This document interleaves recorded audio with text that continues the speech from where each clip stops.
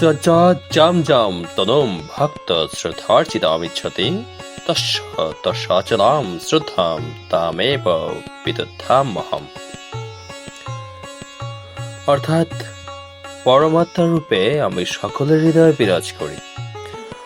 যখনই কেউ দেবতাদের পূজা করতে ইচ্ছা করে, তখনই আমি সেই ভক্তের তাতে অচলা শ্রদ্ধা বিধান করি।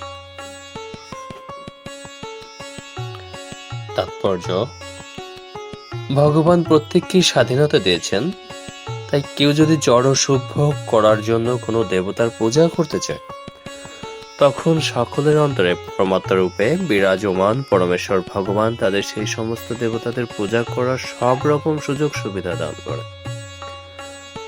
সমস্ত জীবের পরম পিতা ভগবান কখনো তাদের স্বাধীনতায় হস্তক্ষেপ করেন না, পক্ষান্তরে তিনি তাদের মনোবাঞ্ছা পূর্ণ করার জন্য সব রকম সুযোগ সুবিধা প্রদান করে থাকেন।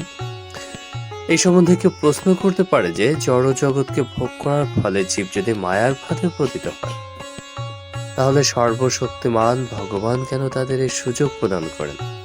এর উত্তর হচ্ছে, পরমাত্মা রূপে ভগবান যদি সেই সমস্ত সুযোগ সুবিধা না দিতেন, তাহলে জীবের ব্যক্তিগত স্বাধীনতার কোনো মূল্যই থাকতো না। তাই তিনি প্রতিটি জীবকে তাদের ইচ্ছানুরূপ আচরণ করার জন্য পূর্ণ স্বাতন্ত্র্য দান করেন। কিন্তু তার পরম নির্দেশ আমরা ভগবদ গীতাতেই পাই, সবকিছু পরিত্যাগ করে তার শরণাগত হন। সর্বধর্মান পরিত্যাজ্য মামেকম শরণং ব্রজ।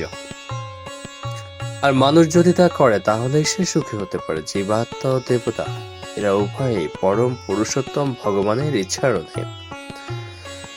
তাই জীব নিজের ইচ্ছায় দেবদেবীর পূজা করতে পারে না, এবং দেবদেবীরাও ভগবানের ইচ্ছা ব্যতীত বরদান করতে পারেন না। ভগবান বলেছেন যে তার ইচ্ছা বিনা একটা পাতাও নড়ে না। সাধারণত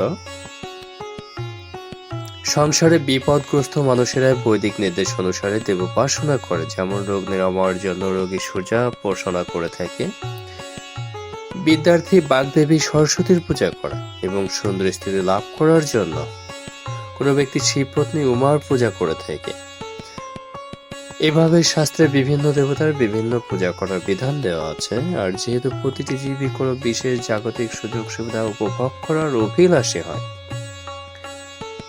তাই ভগবান তাদের অন্তরে বিশেষ বিশেষ দেবদেবীর প্রতি অচল শ্রদ্ধা দান করেন এবং তাদের উপাসনা করতে অনুপ্রাণিত করেন, এবং তার ফলে তারা সেই সমস্ত দেবদেবীর কাছ থেকে বর লাভ করতে সমর্থ হয়। এইভাবেই আমরা দেখতে পাই যে ভিন্ন ভিন্ন দেবদেবীর প্রতি জীবের যে অনুরাগ জন্মায়, তা ভগবানেরই দ্বারা নির্দিষ্ট হয়। দেবদেবীরা তাদের নিজেদের শক্তির প্রভাবে জীবকে তাদের প্রতি অনুরক্ত করতে পারেন না। জীবের অন্তরে পরমাত্মা রূপে বিদ্যমান থেকে শ্রীকৃষ্ণের মানুষকে দেবোপাসনায় অনুপ্রাণিত করেন। দেবতারা প্রকৃতপক্ষে ভগবান শ্রীকৃষ্ণের বিশ্বরূপের বিভিন্ন অঙ্গ, তাই তাদের কোনো স্বাতন্ত্র্য নেই। বেদে বলা হয়েছে, পরমাত্মা রূপে পরমেশ্বর ভগবান দেবতাদের হৃদয়ে বিরাজ করেন, তাই তিনি বিভিন্ন দেবদেবীর মাধ্যমে জীবের প্রার্থনা পূরণ করেন। এভাবেই দেবতা জীবাত্মা কেউই স্বাধীন নয়, তারা সকলেই ভগবানেরই ইচ্ছার অধীন। হরে কৃষ্ণ।